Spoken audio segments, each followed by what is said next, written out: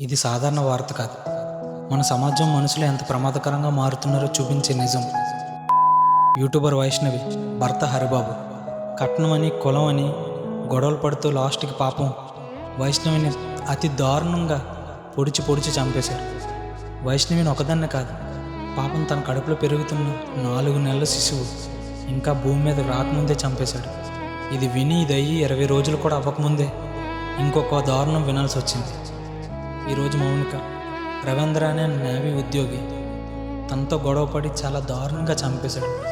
ఆ బాడీని ముక్కలు చేసి సగం ఫ్రిడ్జ్లో పెట్టాడు.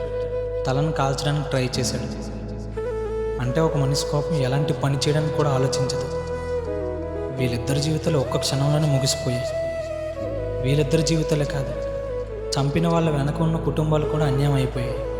చాలామంది బయటకు మంచి వాళ్ళే కనిపిస్తారు, కానీ వాళ్ళ లోపల పగ, కోపం, ద్వేషంతో నిండిపోయి ఉంటారు. అదే ఏదో రోజు ఇలాంటి ప్రాణాలను తీసేలా చేస్తాయి. ఒకటి, ఒక మనిషిని పుట్టించే అధికారం మనకు లేదు.